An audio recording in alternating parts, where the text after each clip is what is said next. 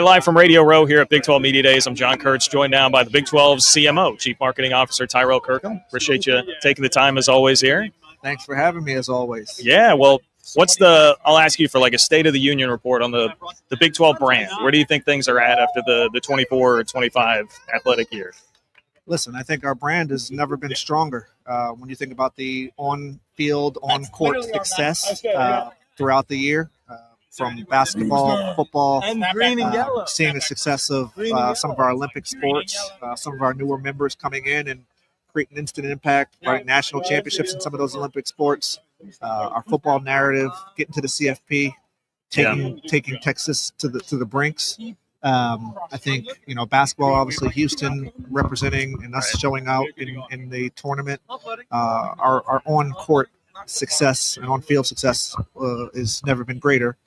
I think from a off the court perspective, we continue to reinvent ourselves. We understand that the landscape of collegiate athletics is changing, and we want to be at the forefront. I think it was really important for us to establish a narrative last year that embodied the time. So we announced what our brand campaign was, What's Next We Are, because we felt like we needed to be on that cusp of what's next and staying out in front of it to ensure that regardless of where things go, settlement-wise, performance-wise, that we're always controlling that narrative. Obviously, winning helps, but it's not the end-all, be-all. Yeah. And I think underneath Brett's control of the conference, being commissioner, it's afforded us the opportunity to continue to push boundaries that the conference hasn't seen in the past. Yeah, well, you brought up Houston, Arizona State. I mean, obviously, it's great to push Texas. It was awesome to see that. Houston's run was great.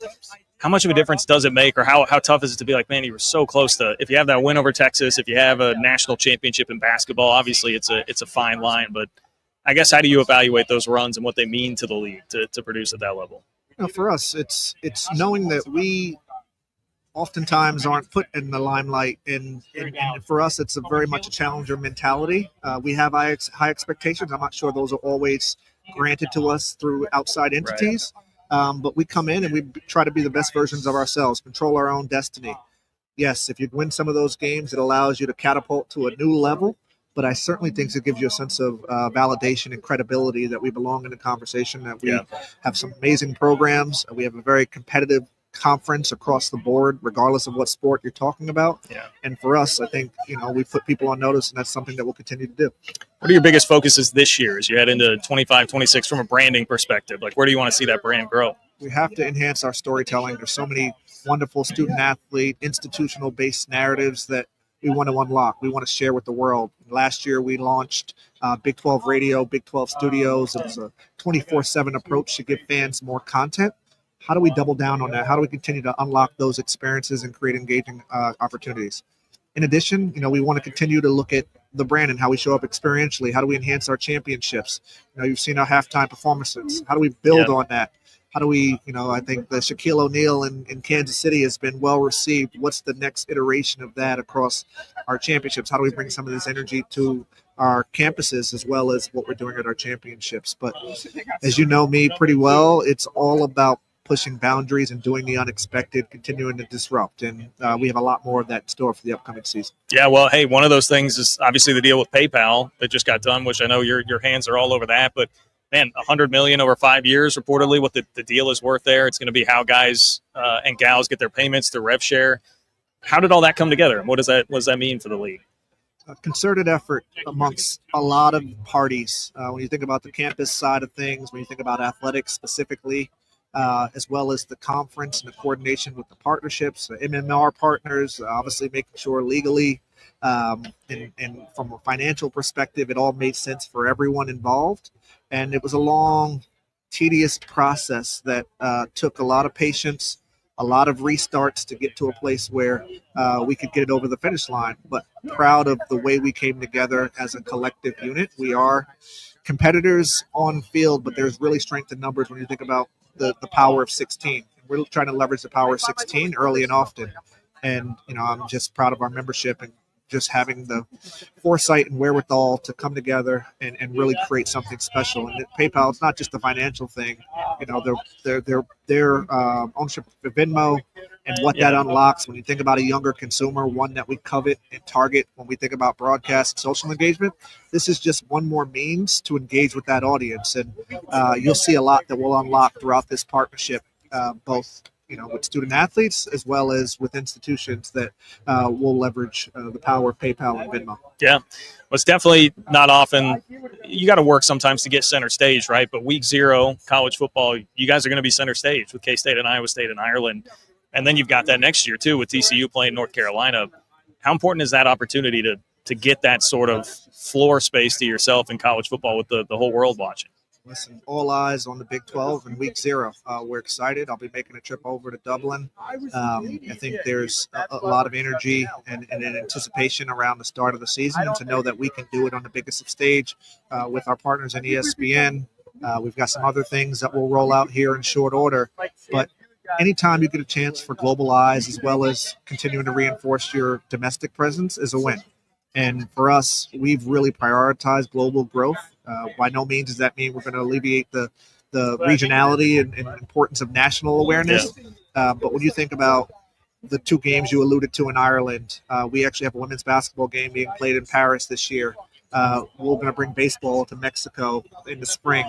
And we're looking at other opportunities. When you think about tennis and the global growth in golf and tennis and how some of our student athletes are represented on that world stage, they bring and carry the Big 12 flag with them in their journeys. And we think that the global growth is a big potential opportunity for us.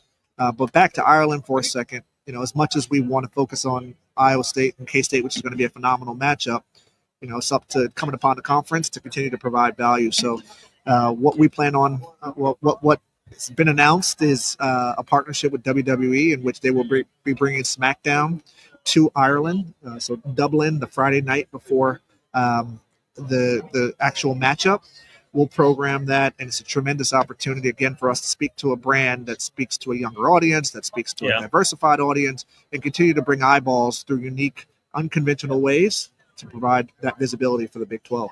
Yeah, how much have you seen that WWE partnership really help and take hold for you guys so far? I often say there's a method to the madness. So when we introduced it a couple of years ago at our football championship, with the pylons and the chain gang all outfitted in Big 12 ex WWE gear, people looked at us like we were crazy. When then we introduced the Undertaker at our pro day a few months later, you've seen Big E on site.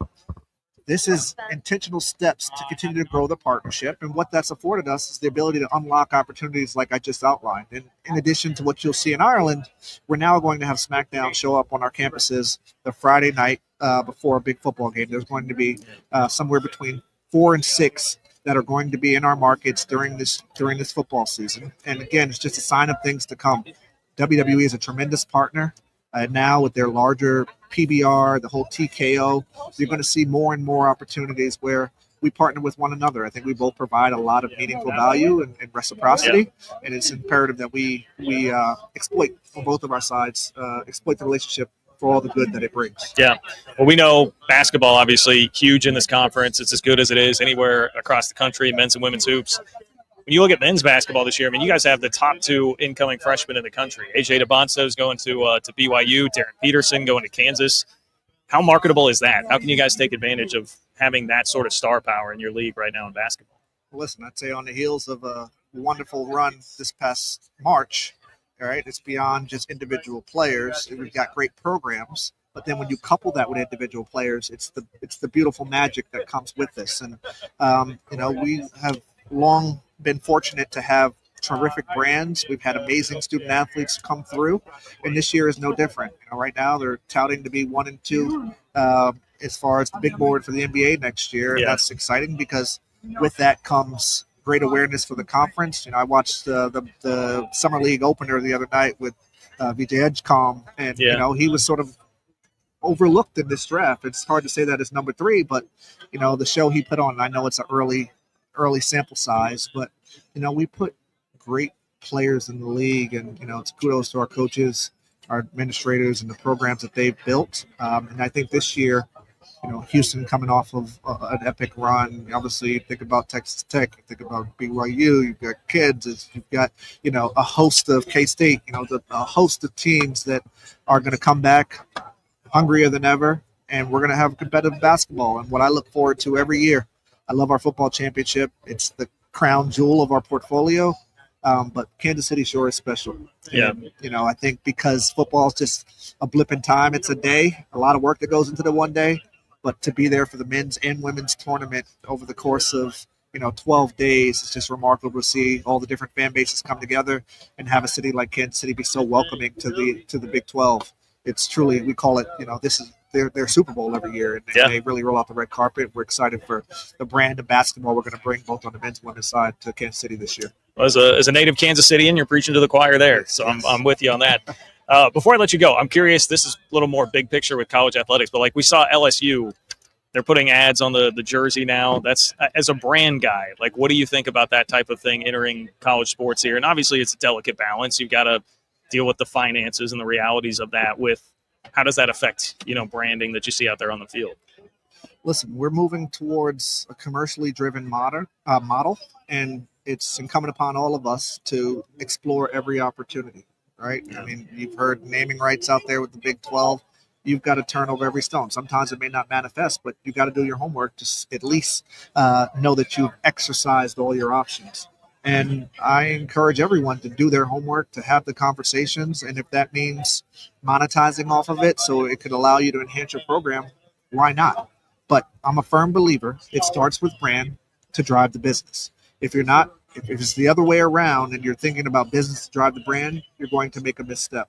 And I think every decision we've made at the Big 12 conference has started with brand first and foremost, and we utilize the brand as a catalyst to drive the business. And we've been very methodical in that. And I think this is where, we think about it, or at least I think about it in a three-prong approach. There was an introduction to the Big 12. There was an invitation to what we're doing. And, in year 3 of the Brett Yormark regime, it's about the validation. And we're going to continue to validate ourselves with how we go about our business, how we go about our brand, and all the other elements that you see. And it's a journey, and we realize that we're here for the long haul, and are going to do everything in our part to ensure that our membership is set up for success. Awesome, Tyrel, I appreciate it. Thank you so much for everything you do for the league, and thank you for the time today. Thank you for your ongoing support, and big fan of your platform, and looking forward to see your continued growth.